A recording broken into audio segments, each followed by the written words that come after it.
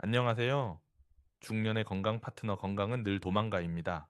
2023년 겨울 경기도 안산에 사는 66살 정성호 씨는 평소 건강을 잘 챙기던 분이었습니다. 고지혈증이나 고혈압도 없고 걷기 운동도 하루 2시간씩 실천하던 사람이었죠. 그런데 어느 날 아침 가슴이 쥐어짜는 듯한 통증을 느끼며 쓰러졌고 급히 병원으로 이송됐습니다. 검사 결과는 심근경색 초기 단계였습니다. 정 씨는 충격을 받았습니다. 나름대로 식단도 조절했고 규칙적인 운동도 했던 사람이기 때문입니다. 그런데 의사는 말했습니다. 문제는 혈압도 콜레스테롤도 아니라고요. 실제 원인은 수면 중 산소 부족이었고 수년간 쌓여온 저산소 혈증이 심장을 천천히 망가뜨려 왔던 것이라고요.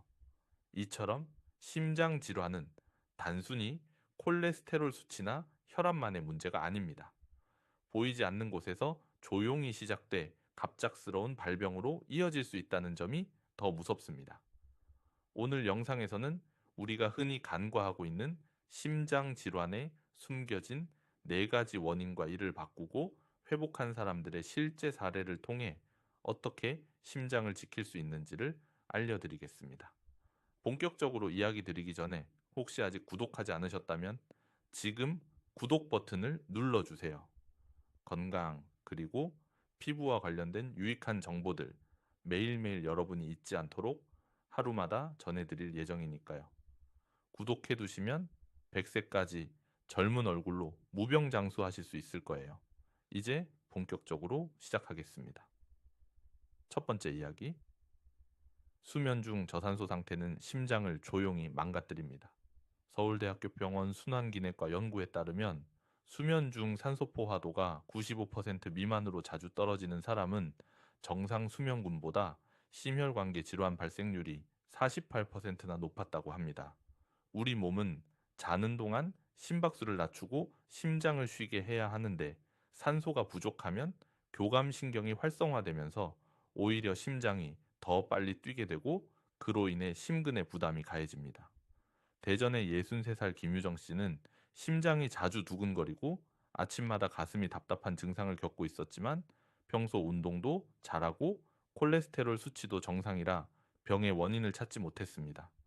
그러다 수면 다원 검사를 받고 나서야 수면 무호흡과 야간 저산소증이 원인이라는 걸 알게 되었고 이후 수면 자세를 바로잡고 기도 확보를 위한 베개 조절을 통해 야간 산소 포화도를 유지하게 되자 가슴 답답함이 사라지고 심박수도 점차 안정되었다고 말했습니다.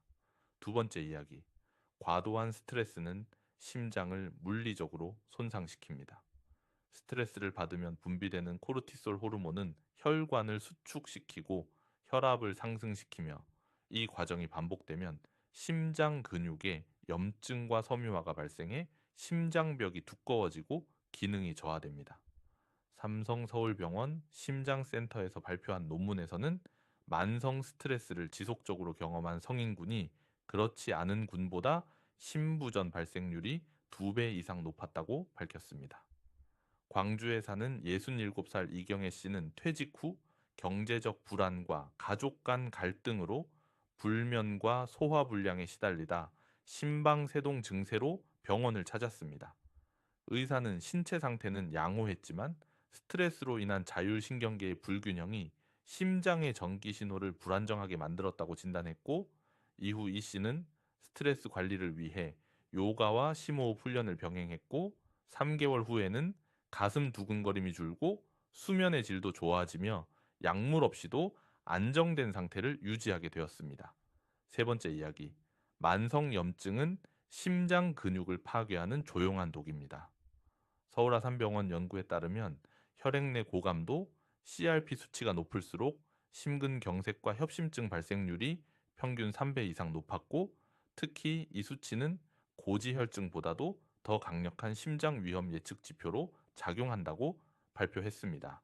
염증은 주로 장 건강이나 잇몸 질환 관절염 같은 만성 질환에서 시작되며 이 염증이 혈액을 타고 온몸을 돌다가 심장 근육에 손상을 줍니다.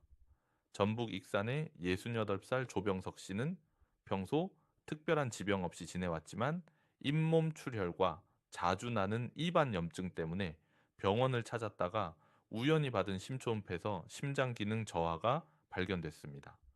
의사는 전신 염증이 누적돼 심장에 부담을 주고 있었다며 구강 염증을 먼저 다스릴 것을 권유했고, 이후 조 씨는 치주 치료와 함께 염증 억제 식단을 병행하며 6개월 만에 심박 출량이 정상 범위로 회복되고 가슴 통증도 완전히 사라졌다고 보고됐습니다. 네 번째 이야기. 미세먼지와 대기오염은 심장을 빠르게 노화시킵니다.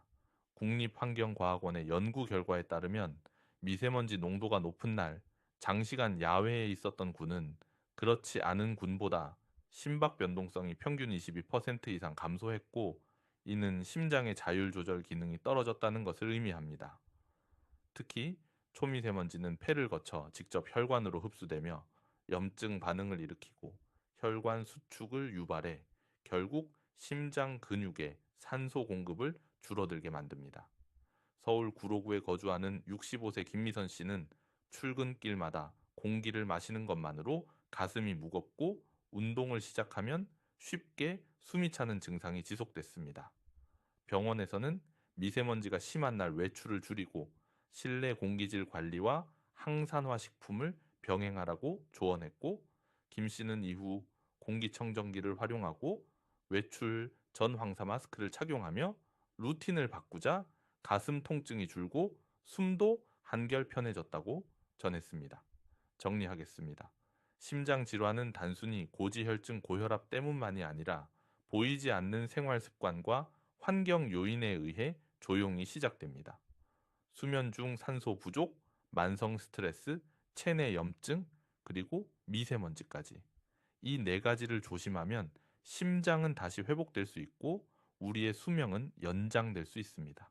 여러분의 심장은 고장 난 게 아니라 도움이 필요한 것입니다. 오늘부터 조용히 다가오는 위험을 먼저 막아보세요. 다음 영상에서는 심장을 젊게 만드는 하루 5분 습관을 알려드릴 테니 기대해 주세요. 중년 이후 건강과 젊음은 절대 운으로 되는 게 아니에요. 그냥 사소한 한 가지라도 매일 꾸준히 실천하는 습관이 진짜 건강을 만듭니다. 구독 버튼 꾹 누르시고 좋아요 한번 눌러주시면 100세까지 건강하게 지내실 수 있도록 제가 다음 영상에서도 가장 먼저 챙겨드릴게요. 건강한 정보를 놓치고 싶지 않다면 건강은 늘 도망가 채널과 함께 해요. 그럼 오늘도 건강한 하루 되세요.